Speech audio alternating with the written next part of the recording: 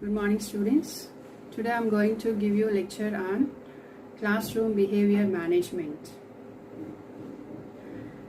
Teacher's primary responsibility is to help the students. So a teacher daily challenged in the class to create a very positive and effective and productive environment conducive to learning. So teacher should find out themselves what are the behavioral problems are there in the classroom and what are the mistakes done by the students in the classrooms. We have to see.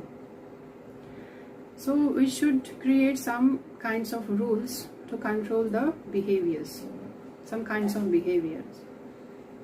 So our rules should be very simple and specific and clear and also measurable.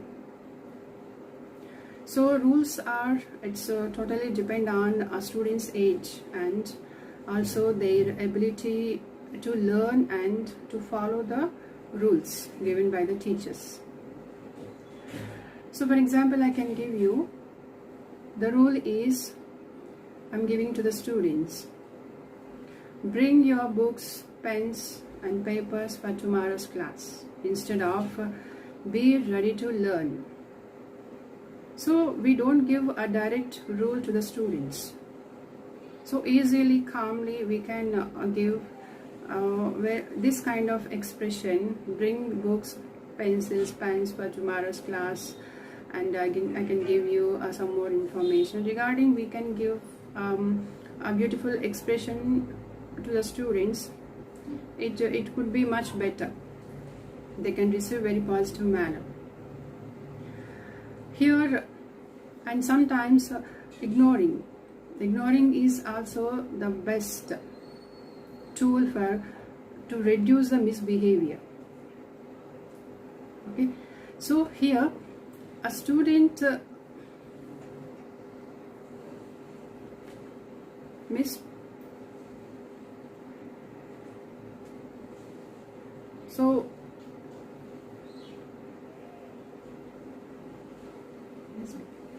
So ignoring is, for example, I can give you, a student is playing with the computer games in the class instead of listening English class. So here, what to do the teacher? So a student is motivated by the computer games. You don't want to listen the class. So his motivation is learning another thing instead of listening. So this kind of issues are happening in the class. So ignoring is one kind of tool to reduce the misbehavior in the class. In other cases, a teacher is taking this behavioral attitudes very professionally. So sometimes it may possible, but in other cases it may not be possible. Take it as a professional way. So many issues going on in the class. Sometimes students may not follow the rules because of their condition and because of their interest. So in some cases, this behavioral attitudes and behavioral problems should be dealt in personally also. So as a teachers, we should know that this kind of behavioral attitudes are so many and various kinds are there in the current situation also. Daily we are challenging in our classes, and some cases are, it may be possibility to deal at that time in the class, otherwise make a personal interact with the students. So handling these kinds of behavior is a challenging in today's life. So we should give so many strategies to implement guidelines and the rules and to protect our students and also to give a pleasant and success life in that in that success in that career also. So here we want to give you and a good interaction to the students and also learning fellows also. So today I'm going to give you some behavioral problems and what are the mistakes are going on in the class and how as a teacher we should guide properly to the students in the class itself. So I can give you some more information on the slide presentation.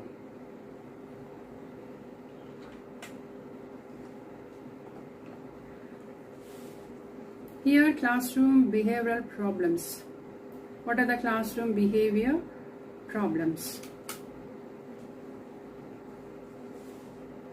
According to Bill Rogers, he gave a behavioral in his behavioral management book some information regarding classroom behavioral problems. The first one here we are seeing chatterbox. Chatterbox.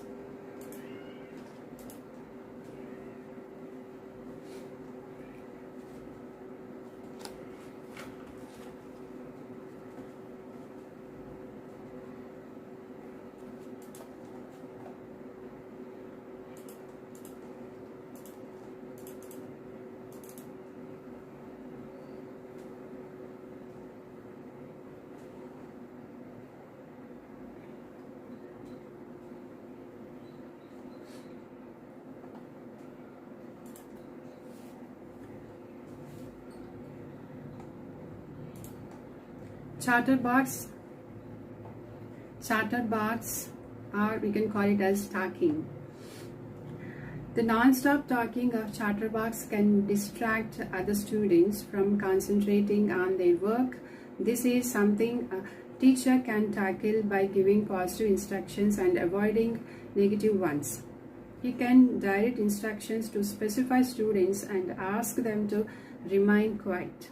Follow this with the thanks to indicate that teacher request has been received. Chatterbox is a వాగుడుతనం లేదంటే వదరబోతుతనం అంటూ ఉంటాము, లేదంటే పిచ్చి కూతలు కోయడం, ఎక్కువగా మాట్లాడుతూ ఉంటారన్నమాట ఈ పిల్లలు. సో తరగతి గదిలో చాలా రకాలైన పిల్లలు ఉంటూ ఉంటారు. కొందరు ఎక్కువగా మాట్లాడుతూ ఎంజాయ్ చేస్తూ ఉంటారు క్లాస్ రూమ్లో. సో ఇక్కడ చాటర్బాక్స్ స్టూడెంట్స్ ప్రవర్తన ఎలా ఉంటుందంటే వీళ్ళ యొక్క అవసరాన్ని బట్టి వాళ్ళు సరైనటువంటి దిశానిర్దేశం లేకుండా వాళ్ళంతట వాళ్ళే ఎక్కువగా మాట్లాడడం, ఇతరులను కూడా ఇబ్బంది పెట్టడం చేస్తూ ఉంటారు. సో ఇలాంటి ప్రవర్తన ఉన్నప్పుడు వాళ్ళతో పాటు వాళ్ళ ప్రక్కన వాళ్ళు కూడా డిస్టర్బ్ అవుతూ ఉంటారనమాట. అలాంటప్పుడు ఏం చేయాలి? టీచర్ అనేవారు వాళ్ళ యొక్క అవసరం ఏంటో తెలుసుకోవాలి. అవసరాన్ని బట్టి సానుకూలంగా స్పందిస్తూ ఉండాలన్నమాట. వాళ్ళని గైడ్ చేస్తూ ఉండాలి. లేదంటే అలాంటి ప్రవర్తన ఉన్నప్పుడు నెమ్మదిగా వాళ్ళతో మాట్లాడడం, నెమ్మదిగా వాళ్ళని అభ్యసనంలోనికి తీసుకుని రావడం, లేదంటే అభ్యసనకు సంబంధించినటువంటి ప్రక్రియను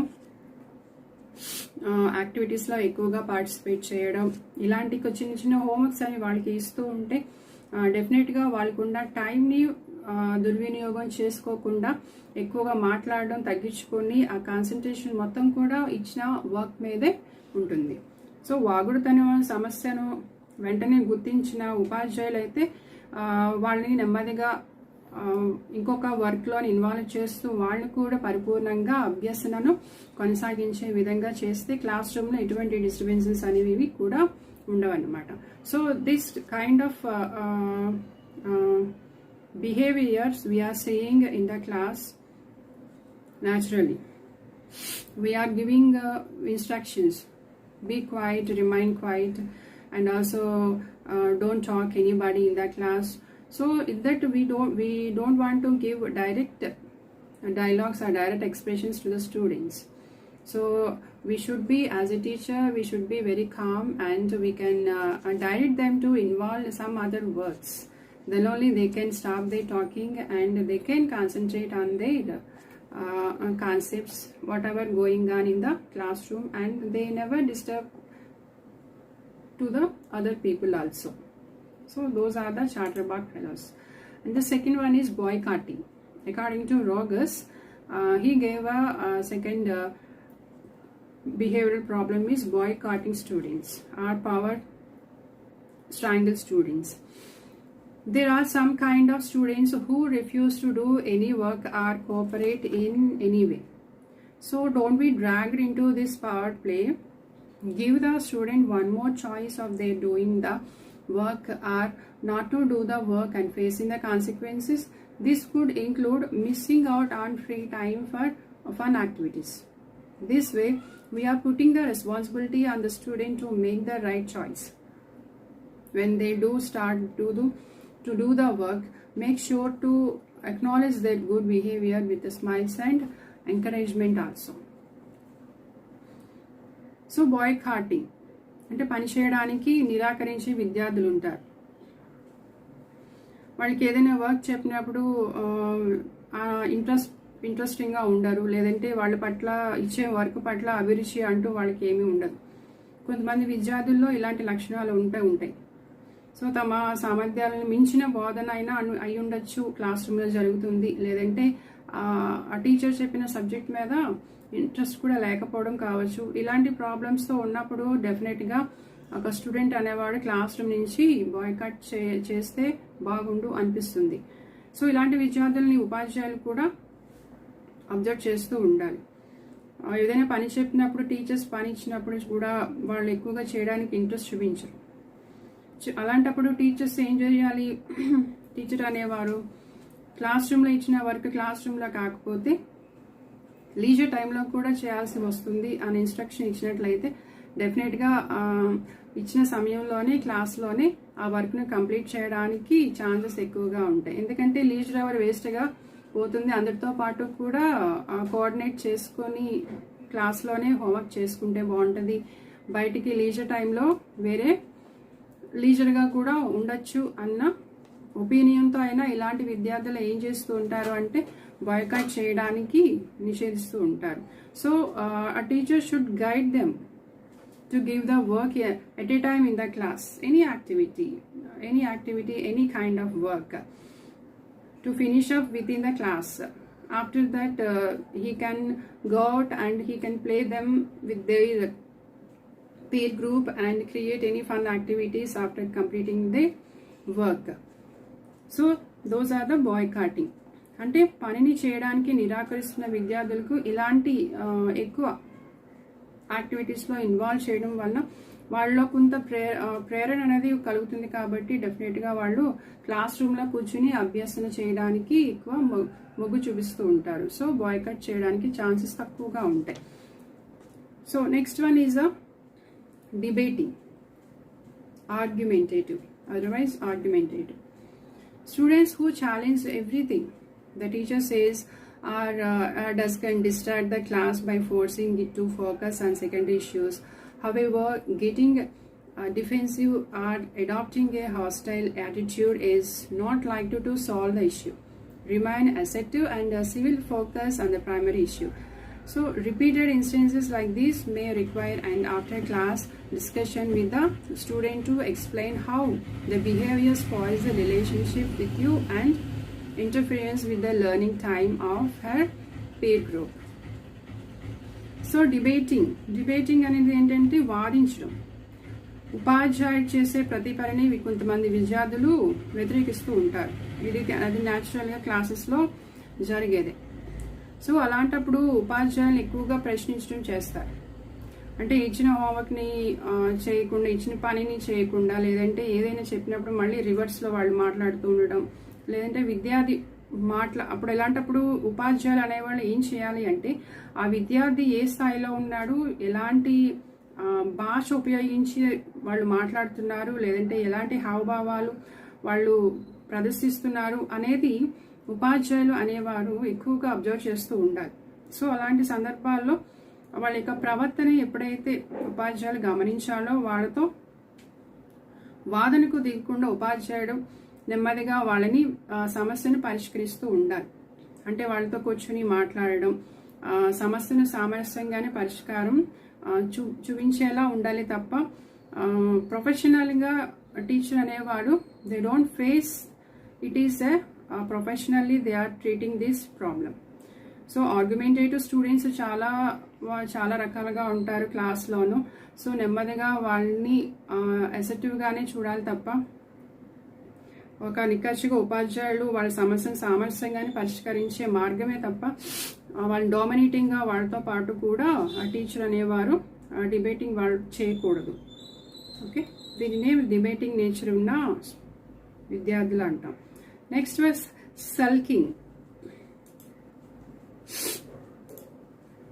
Sulking or brooding.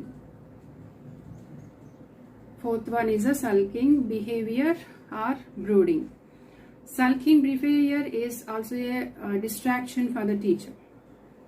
This is one behavior that needs to be nipped in the bud immediately. A teacher should have a private discussion with the student as soon as you observe this behavior. Teacher have to demonstrate the student's behavior and mannerisms to him in order to clearly explain his behavior. More often than not, brooding students are unable to understand that they are being rude or socially unacceptable. Sulking behaviors అంటే కోపంగా ఉండడం. కొంతమంది పిల్లలు చాలా కోపంగా ఉంటారు, చిరుబురులాడుతూ ఉంటారు క్లాస్లోని. So వాళ్ళనే సల్కింగ్ బిహేవియర్ స్టూడెంట్స్ అంటాం. అంటే విద్యార్థి కోపాన్ని ప్రదర్శిస్తున్నప్పుడు అనుకూలమైన లేదంటే స్నేహపూర్వకంగా సరిచేస్తే ఫలితం త్వరగా కనిపిస్తుంది. సో ఇలాంటి వారితో ఎక్కువసేపు సంభాషణ అనేది జరుపుతూ ఉండడమే మంచిది. ఉపాధ్యాయులు అనేవారు ఎక్కువ సంభాషణ అనేది జరుపుతూనే ఉండాలి. లేదంటే విద్యార్థులకు ఉన్నటువంటి దురుసుతనం ఎలా ఉందో, వీళ్ళకి తగినంత సామాజిక నైపుణ్యాలు లేకపోవడం వలన ఎక్కువగా ఏదైనా చిన్న పని చెప్పినా లేదంటే చిన్న డిస్కషన్ ఏదైనా జరిగిన క్లాస్లో ఎక్కువగా కోపం అనేది ముందే వస్తుందన్నమాట. సో వీళ్ళకి లేనటువంటి అలవాటు ఏంటంటే ఎక్కువ సామాజిక నైపుణ్యం ఒకటి ఉండకపోవచ్చు. అలానే ఎవరు కూడా తగినంత మార్గదర్శకత్వం ఇచ్చే వాళ్ళు లేకపోవడం అయినా జరగాలి. సో అలాంటి వాళ్ళ విద్యార్థులే ఎక్కువగా యాంగ్రీని ప్రదర్శిస్తూ ఉంటారు. అలానే పక్క వాళ్ళతో కూడా పెద్దగా ఇంటరాక్ట్ అవ్వడానికి ఇష్టపడరు అనమాట. సో ఇలాంటి వాళ్ళని మనం సల్కింగ్ బిహేవియర్ ఫెలోస్ అని అంటూ ఉంటాం అనమాట, లేదంటే బ్రూడింగ్ అని కూడా అంటాం.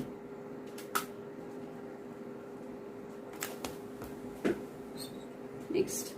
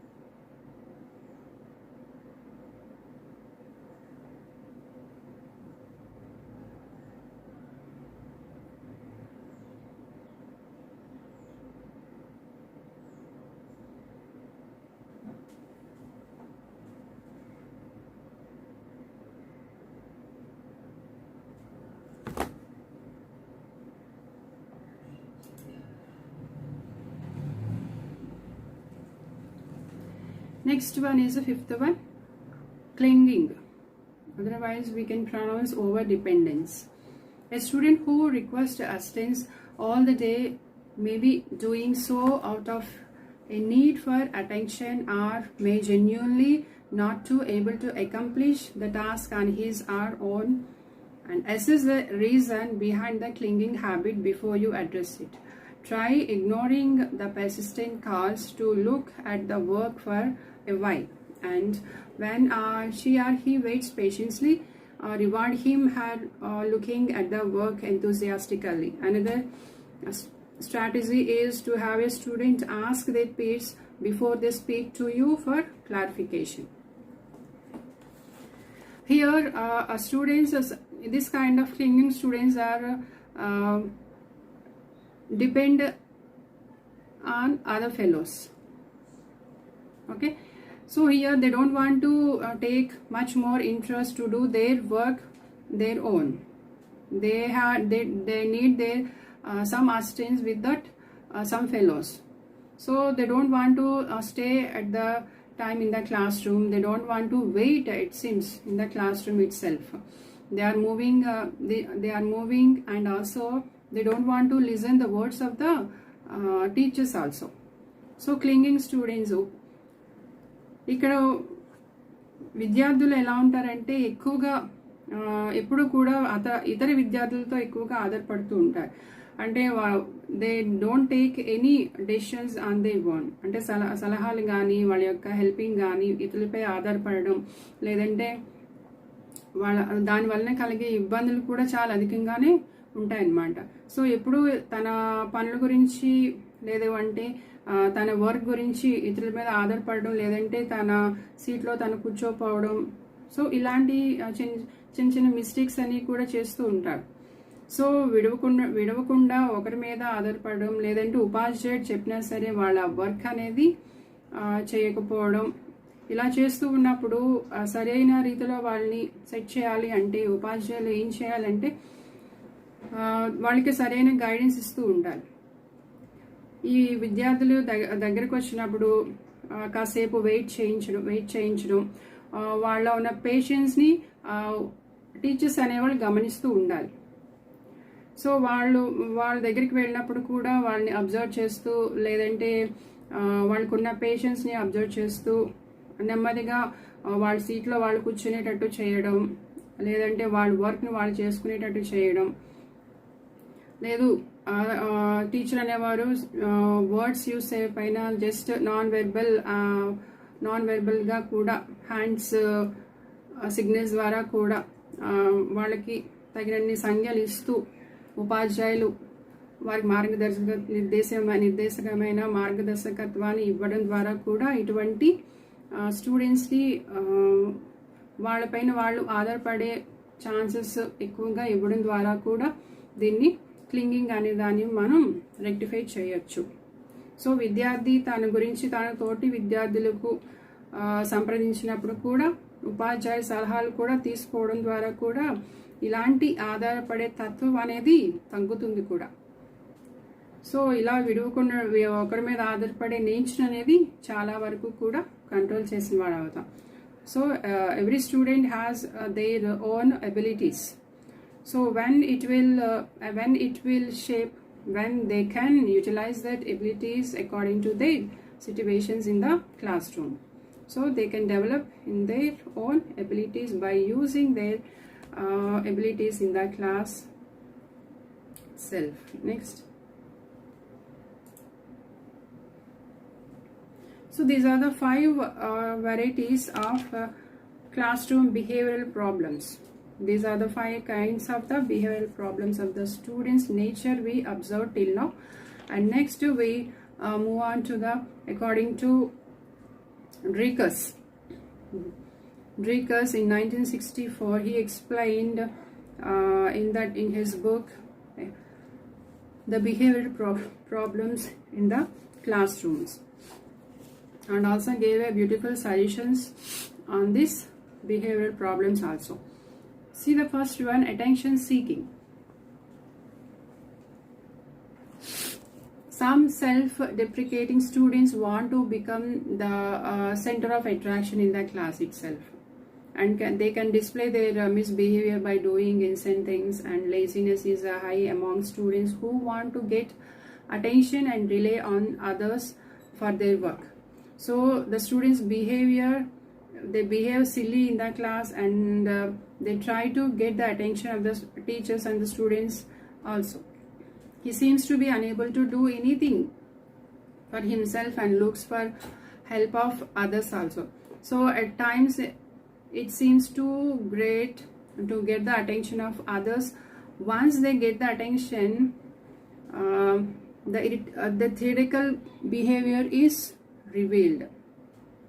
So here teachers can convey to the students in that cases they feel that the students are feel that I am the center of attraction in the class. Okay, so depending on their laziness, and also they don't want to pay attention in the class, and they have to feel that and they have behaved very silly in the class, and also it seems to be very unable, and those kind of people are very active and very energetic also. So this kind of behavior we are seeing in the class means, as a teachers, they can convey to the students that the class needs that a student, by delegating responsibilities to them, to change that behavior in an attempt to gain the attention.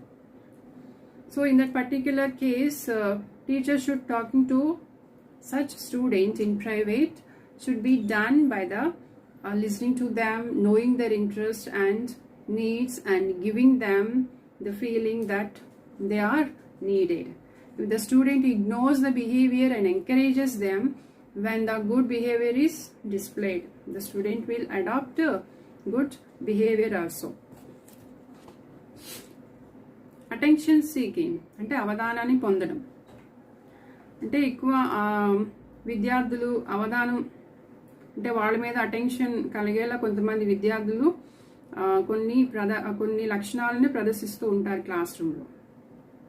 So అవధానం పొందాలంటే విద్యార్థుల్లో సోమరిపోతుతనం ఎక్కువగా ఉంటే తమ పనులు ఇతరుల మీద ఆధారపడడానికి chances ఎక్కువ ఉంటాయి. సో విద్యార్థులు అనేవాళ్ళు తరగతి గదిలో బుద్ధిహీనంగా ప్రవర్తిస్తూ ఉపాధ్యాయుని మరియు విద్యార్థులను అటెన్షన్ని పొందడానికి ప్రయత్నాలు చేస్తూ ఉంటారు. సో తనకు తానుగా ఏ పని కూడా చేసుకోలేనట్లుగా కనిపిస్తూ ఉంటారు. But they are very energetic but they don't want to do the work properly and perfectly. So అలాంటి విద్యార్థులు ఉన్నట్లయితే టీచర్ అనేవాళ్ళు వాళ్ళతో ప్రైవేట్గా అంటే ఏకాంతంగా మాట్లాడడం, వారు చెప్పేది వినడం, వారి యొక్క అభిరుచులను తెలుసుకోవడం, లేదంటే వారి అవసరాలు తెలుసుకోవడం, ఇలాంటివి చేస్తూ ఉంటే ఆ విద్యార్థి యొక్క ప్రవర్తనను కొంతవరకు మార్చవచ్చు. లేదంటే ఎవరు పట్టించుకోకుండా వదిలేసినట్లయితే ఆ ప్రవర్తన పక్కన విద్యార్థుల మీద కూడా పడుతుందన్నమాట. So teachers should talk privately to overcome this kind of behaviour. Attention seeking according to Dricus. Dominance. According to Dricus, dominance or power అంటే ఆధిపత్యం అన్నమాట. అధికారం లేదంటే ఆధిపత్యం.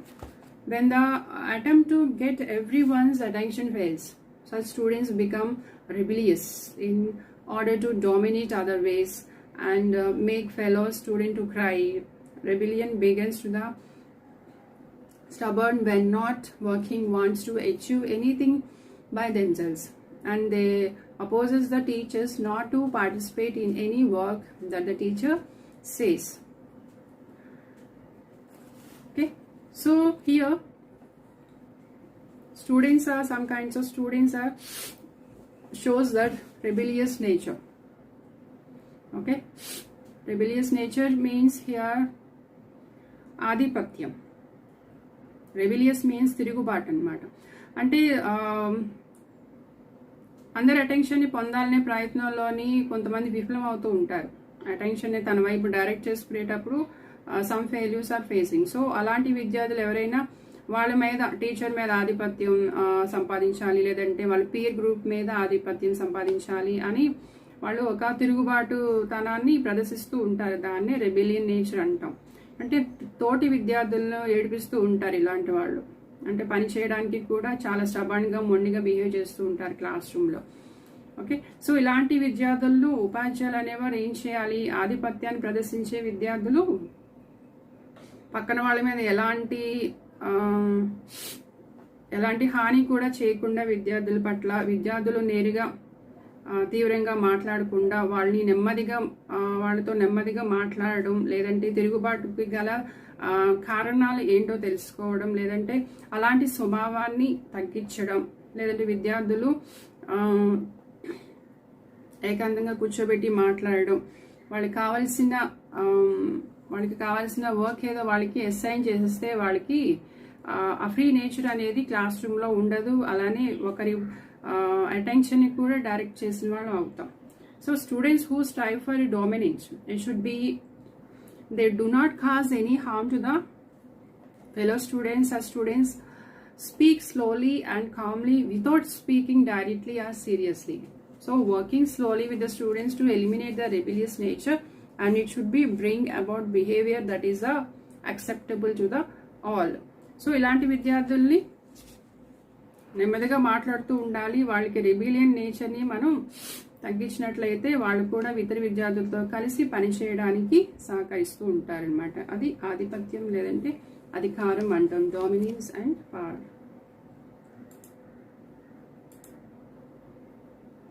Next third one is revenge.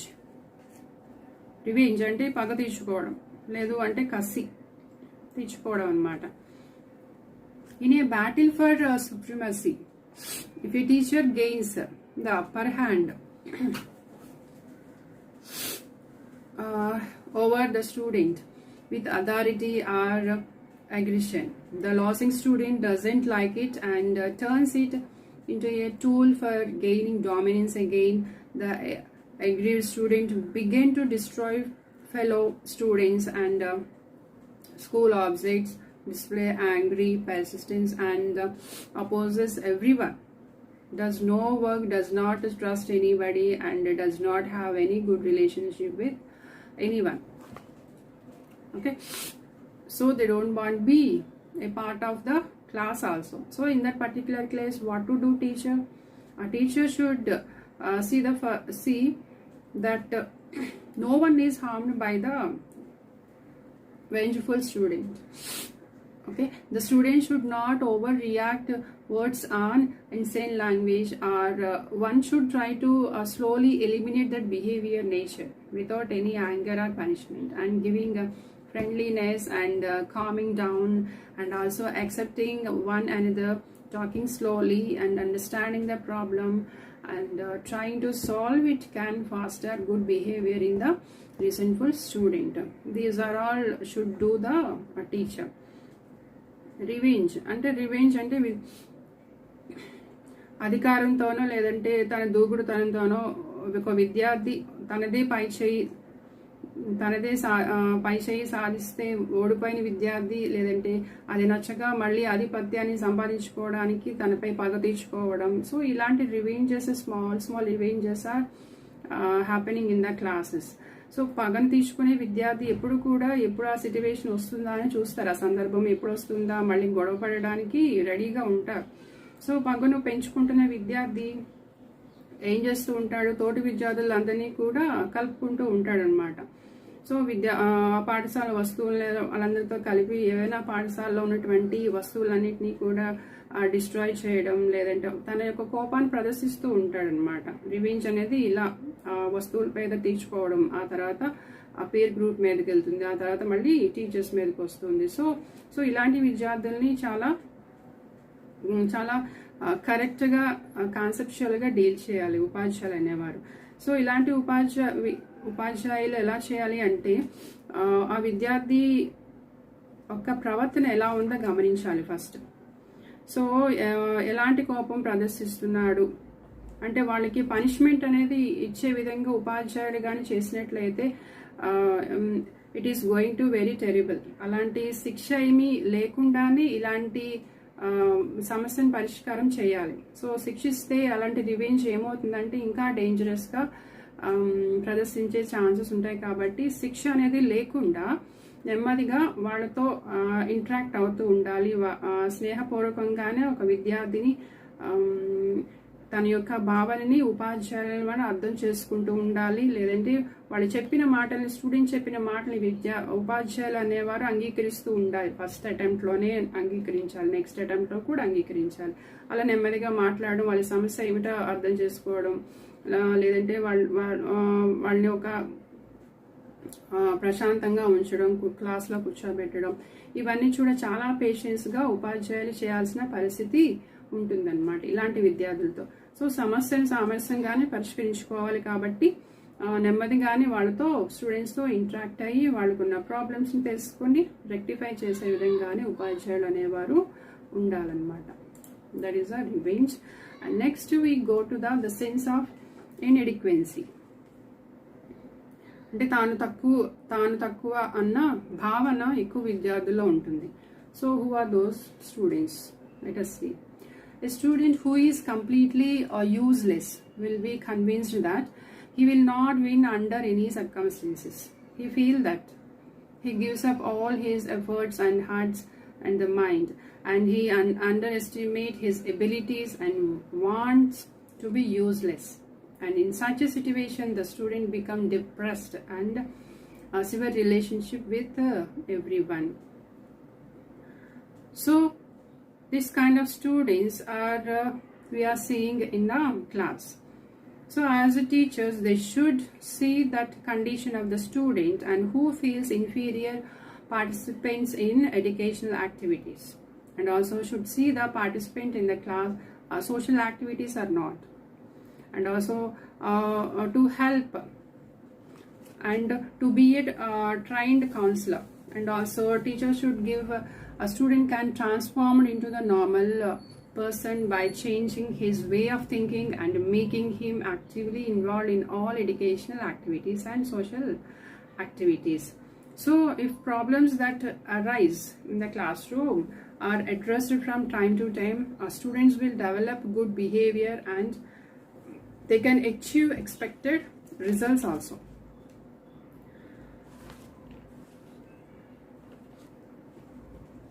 అంటే తాను తక్కువ అన్న భావన కొంతమంది విద్యార్థుల్లో కలుగుతూ ఉంటుంది. అలాంటి విద్యార్థులు ఉంటారు, వీళ్ళు చాలా క్వైట్గా కామ్గా క్లాస్లో కూర్చుంటారనమాట. అంటే ఎటువంటి విద్యా కార్యక్రమాల్లోనూ కూడా పాల్గొనరు. నేను చెయ్యలేను, నేను చదవలేను, నేను ఈ యాక్టివిటీలో ఉండలేను అలాంటి భావన ఎక్కువగా ఉంటుందన్నమాట. ఏ సోషల్ యాక్టివిటీస్లో కూడా పార్టిసిపేషన్ ఉండదు, స్కూల్ యాక్టివిటీస్లోనే కూడా ఎక్కువగా ఉండదు. సో అలాంటి వాళ్ళకి టీచర్ అనేవాళ్ళు ఒక కౌన్సిలర్గా ఉంటూ విద్యార్థి ఆలోచన విధానాన్ని మార్పు చేయాలి.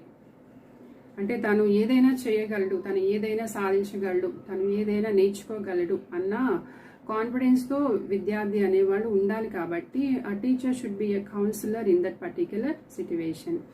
సో వాళ్ళని ఏం చేస్తూ ఉండాలి? టీచర్ అనేవాళ్ళు గైడ్ చేయాలి. అనేక రకాలైన విద్యా కార్యక్రమాలు లేదంటే సామాజిక కృత్యాల్లో చురుకుగా పాల్గొనేటట్లు చేయాలి.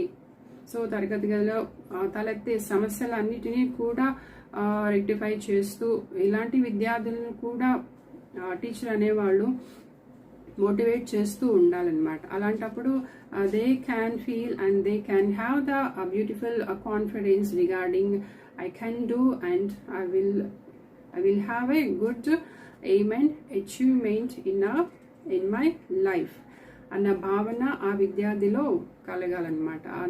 అలా ట్రైనప్ చేయాలి, టీచర్ అనేవారు ట్రైనప్ చేయాలన్నమాట. So these are the 4 behavioral problems seeing in the class according to the Drickus. So next we move on to the classroom behavior mistakes. What are the classroom behavior mistakes? And classroom management making sure there are no mistakes in classroom behavior in order to be successful classroom management is daily activity to students and teachers need to have good manners and succeed in classroom activities. No matter how careful and diligent teachers or students' behavior, some mistakes will be continued to linger. So such ones should be cleverly removed and classroom activities should be conducted very smoothly. So these are the some behavioral mistakes I'm going to give you that naturally occur in the classroom situation and how we can correct them regularly. So తరగతి గది ప్రవర్తన పొరపాట్లు లేదంటే తప్పులు. నిర్వహణ, తరగతి గది నిర్వహణ విజయవంతంగా నిర్వహించాలి అంటే తరగతి గదిలో ఉన్నటువంటి ప్రవర్తనతో పాటు వారికి ఇవ్వాల్సిన గైడెన్స్ కూడా ఇస్తూ ఉండాలి. అలాంటి సందర్భంలోనే తరగతి గది యొక్క వాతావరణాన్ని మనం చాలా ప్లెజెంట్గా క్లాస్ రూమ్లో ఎంజాయ్ చేయగలము, పాఠం చెప్తూ ఎంజాయ్ చేయగలను, అభ్యసన కార్యక్రమాల్ని వాళ్ళతో చేయిస్తూ కూడా టీచర్స్ అనేవారు ఆహ్లాదకరంగా గడపడానికి ఇష్టపడతాం. సో ఎలాంటి ప్రవర్తనలు ఉపాధ్యాయులు లేదంటే విద్యార్థులు ఏదో ఒక చోట తప్పులు విద్యార్థులు చేసే తప్పుల్ని ఉపాధ్యాయులు ఏదో ఒక చోట చూస్తూ ఉంటాము, వాళ్ళని అబ్జర్వ్ చేస్తూ ఉన్నాము, వాళ్ళకి కావాల్సిన గైడెన్స్ అనేది కూడా ఇస్తూ ఉంటాం అన్నమాట. సో తరగతి గదిలో జరుగుతున్నటువంటి కార్యక్రమాలన్నింటినీ కూడా సజావుగా చేసే బాధ్యత ఉపాధ్యాయునికి ఎంత ఉందో విద్యార్థికి కూడా అంతే ఉంది. సో సహజంగానే తరగతి గదిలో కొన్ని రకాలైన ప్రవర్తన సమస్యలు అనేవి వస్తూ ఉంటాయి ఉపాధ్యాయునికి మరియు విద్యార్థికి ఇద్దరికి కూడా. సో ఇద్దరు కూడా వాటిని రెక్టిఫై చేసుకుంటూ కోఆర్డినేట్ చేసుకుంటూ ఉంటే డెఫినెట్గా తరగతి గదిలో అభ్యసన అనేది చాలా చక్కగా ఆహ్లాదకరంగా జరుగుతూ ఉంటుందన్నమాట. సో ఎలాంటి తప్పులు జరుగుతూ ఉంటాయి క్లాస్ రూమ్లో, వాటికి రెమెడీ ఏంటి, వాటికి సొల్యూషన్ ఏంటి అనేది చూద్దాం. So first one is defining misbehaviour, అంటే దుష్ప్రవర్తనను నిర్వచించడం. Misconduct should be defined in terms of what it does rather than how it appears. For example, it is misconduct that appears when a student does not complete a task to get the teacher's attention. Otherwise, the reason for not being able to complete a task given a student becomes the fate of misconduct. So at this time a teacher should find out the root cause of the misbehavior and they can help to prevent any mistakes in the classroom behavior. So ఏంటి దుష్ప్రవర్తన అనేది ఎలా కలుగుతుంది? So ఉదాహరణకి ఉపాధ్యాయుడు దృష్టిని పొందడానికి ఒక వ్యక్తి యాక్టివిటీని పూర్తి చేయలేకపోతే అది దుష్ప్రవర్తన అని అనకూడదు. సో యాక్టివిటీని కంప్లీట్ చేయలేదు అంటే దానికి కారణాలు ఏదైనా అయి ఉండొచ్చు. సో దాన్ని దుష్ప్రవర్తన యొక్క విధి అని చెప్పలేము. కానీ దుష్ప్రవర్తన అనేది వాటి యొక్క మూలం ఏంటో అబ్జర్వ్ చేయాలి.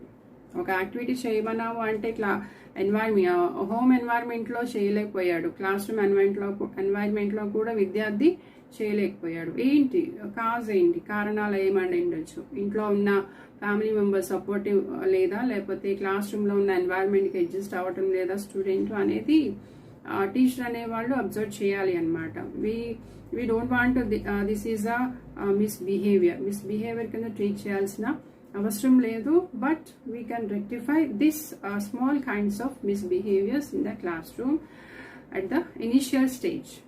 Okay, next second one is assessing behavior. So when students see misbehavior, they usually ask why they did it. Doing so instead can eliminate such misconduct by assessing what benefit the student is doing.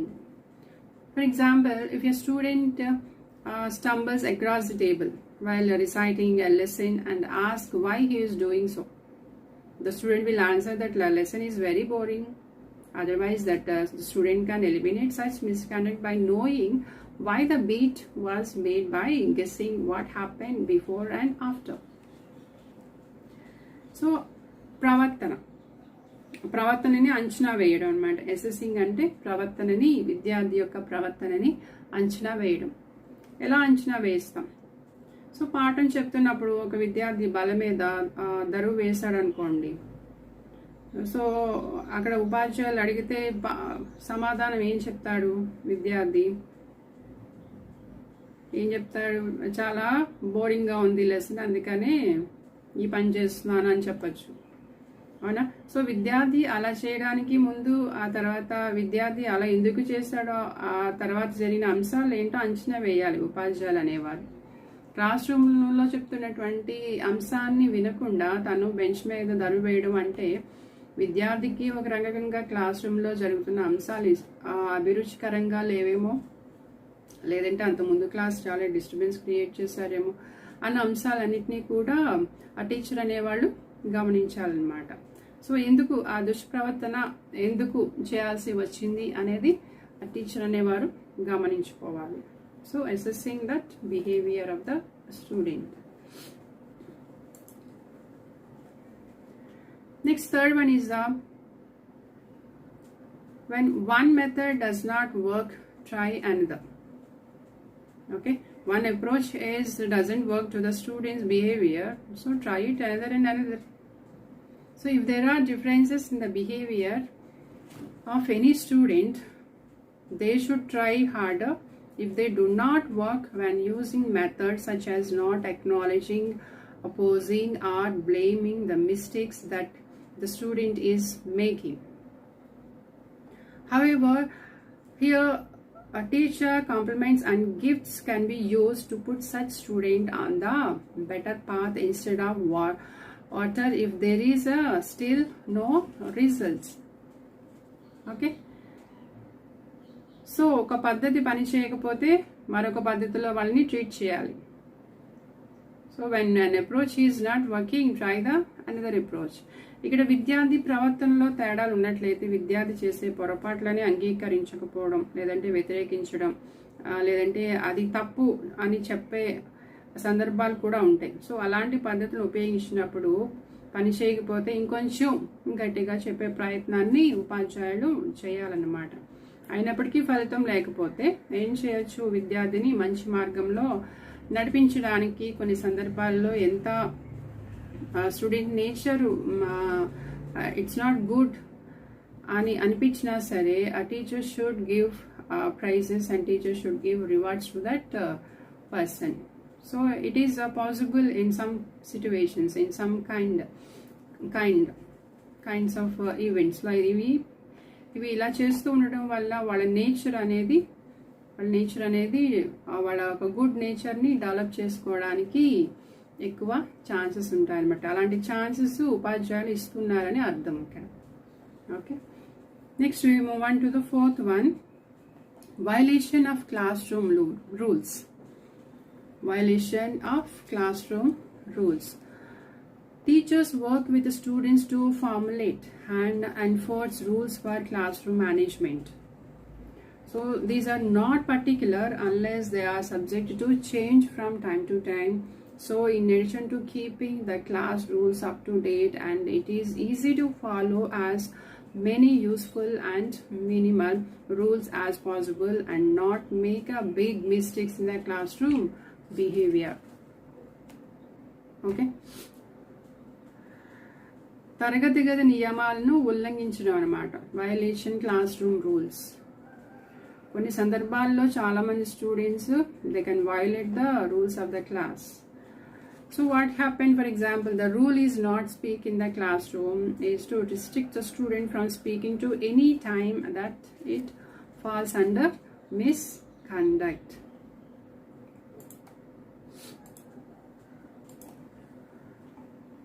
నియమాలను ఉల్లంఘించడం అంటే తరగతి గదిని ఆహ్లాదకరంగా జరగాలి, లేదంటే తరగతి గదిలో అభ్యసన చక్కగా జరగాలి అంటే కొన్ని నియమ నిబంధనలు అనేటటువంటివి ఉపాధ్యాయులు పెడుతూ ఉంటారు. ఓకే, సో వీటిని ఎప్పటికప్పుడు కూడా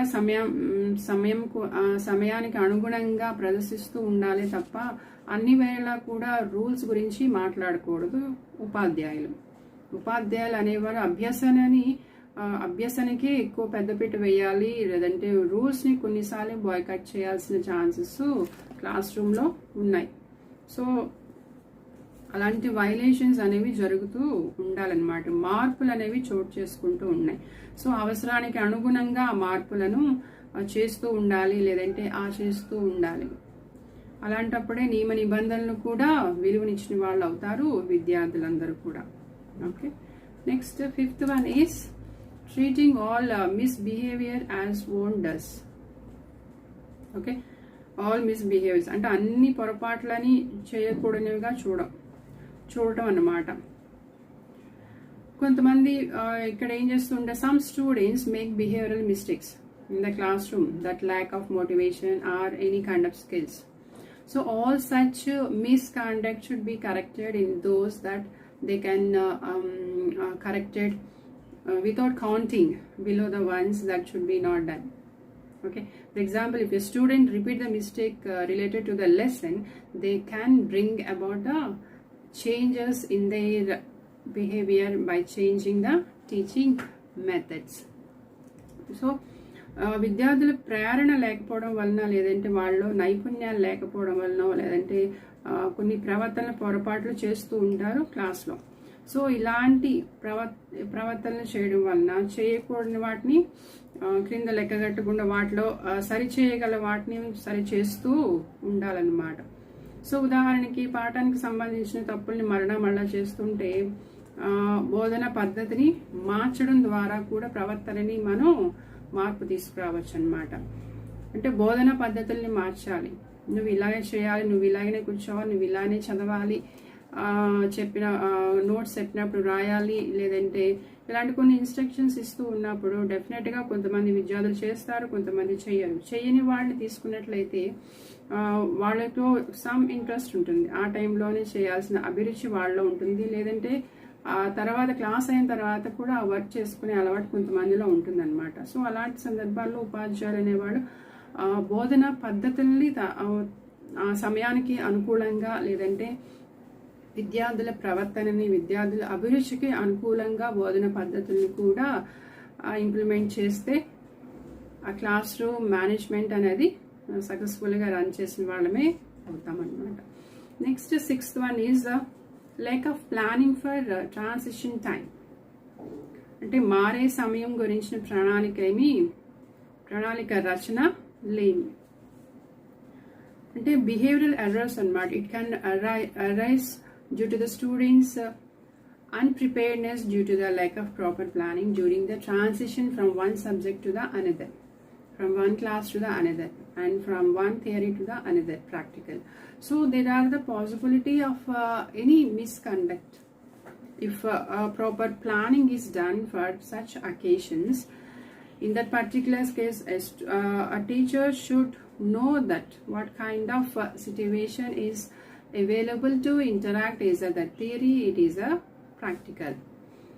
అంటే ఏంటి, సబ్జెక్ట్ నుంచి ఇంకొక సబ్జెక్ట్కి మారే సమయంలో, లేదంటే ఒక క్లాస్ నుంచి ఇంకో క్లాస్కి మారే సమయంలో, లేదంటే థియరీ నుంచి ప్రాక్టికల్కి వెళ్ళేటప్పుడు కూడా వాళ్ళకంటూ ఒక ప్లానింగ్ అంటూ లేకపోవడం వలన స్టూడెంట్స్ ఏం చేస్తుంటారు, వాళ్ళ యొక్క ప్రవర్తనలో మార్పులు అనేవి వస్తూ ఉంటాయి అన్నమాట. అంటే వాళ్ళు అంత ఇంట్రెస్టింగ్గా ఉండకపోవచ్చు. థియరీ నుంచి ప్రాక్టికల్కి వెళ్ళేటప్పటికి థియరిటికల్ నాలెడ్జ్ అలా ఉంటుంది, లేదంటే మధ్యలో వేరే ఫ్రెండ్స్ ఎవరినో కలుస్తూ ఉంటారు. సో కొన్ని యాక్టివిటీస్ చేస్తూ ఉంటారు, ఆ తర్వాత ప్రాక్టికల్లో కూర్చుంటారు. సో ప్రాక్టికల్లో కూర్చుంటే డెఫినెట్గా there is no interest on that practical. So they don't have any pre-plan for the practical to do the practical చేయాలన్న నాలెడ్జ్ని కానీ ప్రణాళిక కానీ ఏమి లేకపోవచ్చు. లేదంటే సబ్జెక్ట్స్ కానీ చూస్తూ ఉన్నట్లయితే క్లాస్ మారుతూ ఉన్నట్లయితే కూడా సబ్జెక్టివ్ వైజ్ డిఫరెన్సెస్ కూడా వస్తూ ఉంటాయి అన్నమాట. సో స్టూడెంట్స్ అంత రెడీగా ఉండకపోవచ్చు. సో ఇలాంటివి చిన్న ప్రాబ్లమ్స్ అన్ని కూడా స్టూడెంట్స్ ఫేస్ చేస్తూ ఉంటారు. సో అలాంటి సందర్భాల్లోనే టీచర్స్ అనేవాళ్ళు స్టూడెంట్స్ వ్యూ ద్వారా వాళ్ళ ఆలోచన విధానాన్ని కూడా మార్చుకోవాలి. స్టూడెంట్స్ ఒపీనియన్స్ని కూడా తీసుకుంటూ ఉండాలి. స్టూడెంట్స్ వినడానికి స్టూడెంట్స్ ప్రాక్టికల్ చేయడానికి అనుకూలంగా ఉన్నారో లేదో, వాళ్ళు ప్లానెడ్గా ఉన్నారో లేదో అబ్జర్వ్ చేసి వాళ్ళు కంటెంట్ని ఇవ్వాల్సిన బాధ్యత ఉపాధ్యాయునికి ఉందన్నమాట. లేదు అంటే అది అభ్యసన అనేది సవ్యంగా జరగకపోవచ్చు. Okay, next we move on to the 7th one, ignoring all or nothing to all. పట్టించుకోకపోవడం అన్నమాట. So it is a best to ignore a minor behavioral errors that occur in the classroom.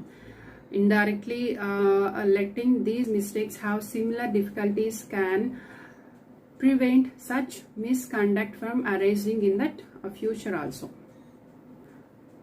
Okay, so but with a good credit you might find exactly what you need. A lot of wisdom is needed here. అంటే ఇక్కడ తరగతి గదిలో కొన్ని పొరపాట్లు జరుగుతూ ఉంటాయన్నమాట. అంటే పరోక్షంగా ఇలాంటి ఇబ్బందులు ఉంటాయి అని తెలియజేయడం ద్వారా కూడా ముందస్తు ఎలాంటి దుష్ప్రవర్తనలు తలెత్తకుండా చూడొచ్చు అనమాట. అయితే కొన్ని సందర్భాల్లోని పట్టించుకోకపోవడం, లేదంటే టీచర్స్ పట్టించకపోవడం, లేదంటే వాళ్ళతో మాట్లాడుతున్నప్పుడు చిన్న చిన్న సమస్యలు అన్ని కొన్ని పెద్దవి సరైన ఆ స్థాయికి చేరలేకపోవడం, సో ఇలాంటివన్నీ కూడా జరుగుతూ ఉంటాయి క్లాస్ రూమ్లో. సో సమ్ టైమ్స్ ఆ టీచర్స్ కూడా అంతా రెడీగా కూడా ఉంటారు. కొంత ఇన్ఫర్మేషన్ స్టూడెంట్స్ నుంచి తీసుకోవడానికి, లేదంటే వాళ్ళతో ఇంటరాక్ట్ అవ్వడానికి వాళ్ళకి టైం అవైలబుల్గా కూడా లేకపోవచ్చు అన్నమాట. సో అలాంటప్పుడు ఏమవుతుంది అంటే అవి ఆ ప్రవర్తన సమస్యలు అనేవి ఎక్కువ అయ్యే ఛాన్సెస్ అన్ని కూడా ఉంటాయన్నమాట. సో ఇలాంటి చిన్న సమస్యలే పెద్ద సమస్యలుగా కూడా మారుతూ ఉంటాయి. సో ఉపాధ్యాయులు అనేవాళ్ళు ఎలా ఉండాలన్నమాట, ఎలాంటి సమస్యలను పరిష్కారాత్మకంగా సామరస్యంగా పరిష్కరించవచ్చు అలాంటి సమస్యలనే వాళ్ళ ముందుకు స్టూడెంట్స్ ముందుకు తీసుకుని వచ్చి మాట్లాడితే వాళ్ళ సమస్యలు తీరినట్లే.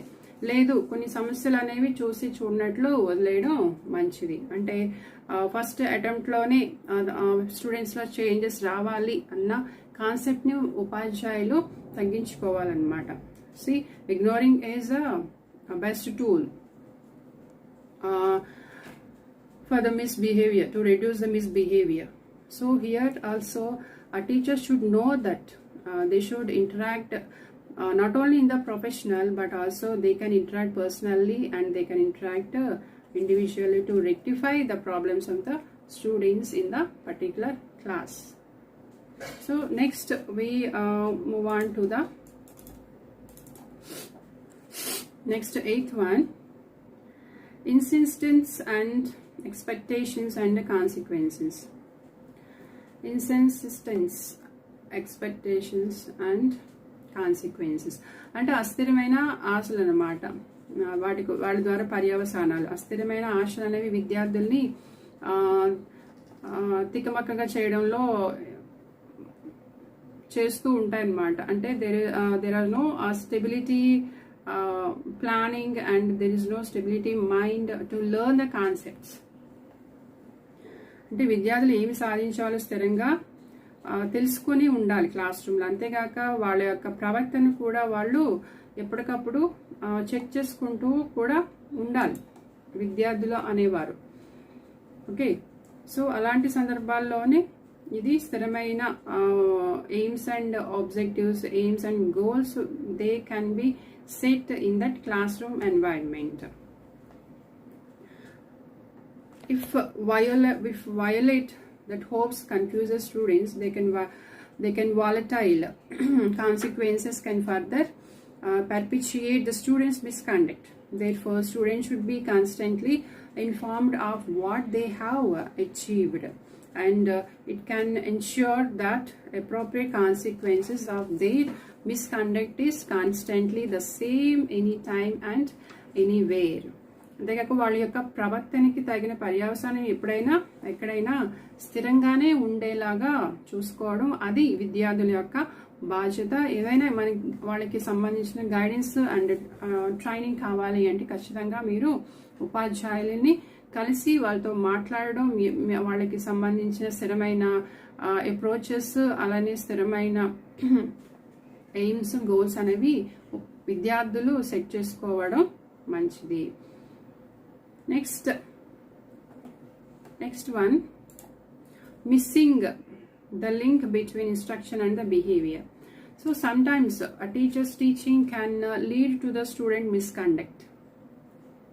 Okay, even if the curriculum is complex, the teaching may not be interesting, and the classroom learning environment may not be conducive to the student behavior. So the teaching should be interesting and the curriculum should be easy to understand. Here, బోధనకి ప్రవర్తనకి మధ్య బంధాన్ని కోల్పోవడమే. So ఒకసారి బోధనాంశం ఏదైనా కష్టంగా ఉన్నా, లేదంటే బోధన ఆసక్తిగా లేకపోయినా, తరగతి గది అభ్యాసన అనేది వాతావరణం కూడా అనుకూలంగా లేకపోయినా, విద్యార్థుల ప్రవర్తనలో చాలా ఆశించిన అంశాలన్నిటి కూడా రాకపోవచ్చు అన్నమాట. అంటే ఆ బోధన ఆసక్తికరంగా లేకపోవచ్చు, లేదంటే బోధనాంశం ఆసక్తికరంగా లేకపోవచ్చు, లేదంటే సులభంగా అర్థమయ్యేలా లేకపోవచ్చు. ఇలాంటివి కూడా ప్రాబ్లమ్స్ అనేవి ఫేస్ చేస్తూ ఉంటారు స్టూడెంట్స్. సో బోధన ఎప్పుడైతే అర్థవంతంగా బోధన కార్యక్రమాలు అర్థవంతంగా జరుగుతున్నాయి అంటే అదే టైంలో స్టూడెంట్స్ కూడా ఉపాధ్యాయులతో కలిసి పనిచేయడానికి, ఉపాధ్యాయులతో కలిసి ఎంతసేపు అయినా క్లాస్ వినడానికి ఎక్కువ ఛాన్సెస్ ఉంటాయి. అంటే ఇక్కడ ఉపాధ్యాయులు అనేవారు ఏం చేయాలి అంటే విద్యార్థి యొక్క ప్రవర్తనను గమనిస్తూ, విద్యార్థి యొక్క అభిరుచిని గమనిస్తూ ఉంటూ, వాళ్ళకి కావలసిన బోధనాంశాలను సరైన సమయంలో సరైన రీతిలో ఇచ్చినట్లయితే బోధన అభ్యాసన చక్కగా సామరస్యంగా కూడా నిర్వర్తించవచ్చు అన్నమాట క్లాస్ రూమ్లో. Next, we move on to the taking student behavior personally. Taking students' behavior personally. If the teacher takes a student misconduct as a personal matter, the consequences will not be so good. So, if the same misconduct is taken professionally, they will be removed very quickly and easily, and good behavior will be brought into the students. So if all the teachers and the students in the classroom work together to make the teaching process a success, them and no behavioral mistakes will be occurred. Taking student behavior personally అంటే విద్యార్థి ప్రవర్తనని వ్యక్తిగతంగా తీసుకోవడం అన్నమాట. విద్యార్థి దుష్ప్రవర్తనను ఉపాధ్యాయుడు వ్యక్తిగతంగా తీసుకుంటే అది అంత మంచి రిజల్ట్స్ ని ఇవ్వకపోవచ్చు అన్నమాట. అంటే తన యొక్క ప్రవర్తనని వృత్తిపరంగా తీసుకుంటే అది త్వరగా అత్యంత సులువుగా విద్యార్థులకి యూస్ఫుల్గా కూడా ఉండకపోవచ్చు. విద్యార్థుల యొక్క ప్రవర్తనని ప్రొఫెషనల్గా కాదు పర్సనల్గా కూడా తీసుకోవాలి అని చెప్తున్నాం. అంటే తరగతి గదులు ఉపాధ్యాయులు విద్యార్థులు ఇద్దరు కలిసి ఉంటారు కాబట్టి బోధన అభ్యసన ప్రక్రియ కూడా విజయవంతం అయ్యేలా ఇద్దరు పొరపాట్లను కూడా సరిదిద్దుకుంటూ క్లాస్ రూమ్లో బోధన అభ్యసన అనేది సాధన చేయాలి. కాబట్టి ఈ మిస్టేక్స్ ఇలాంటి మిస్టేక్స్ అంటే అన్నీ జరుగుతూనే ఉంటాయి. దాన్ని ఓవర్కమ్ చేస్తూ ఉపాధ్యాయులు విద్యార్థులు అనేవాడు బోధనలోను మరియు అభ్యసనలోను పాల్గొంటూ ఉంటే ఖచ్చితంగా వీటిని మనం ఈ మిస్టేక్స్ని ఏవైతే తప్పులు ఉన్నాయో ఏవైతే సమస్యలు ఉన్నాయో వాటిని మనం సవరించిన వాళ్ళమే అవుతాం అన్నమాట. So with this 10 concepts we finished this classroom behavioral mistakes. So with this I can conclude this session. So thank you very much students, and tomorrow we will meet you again. Thank you.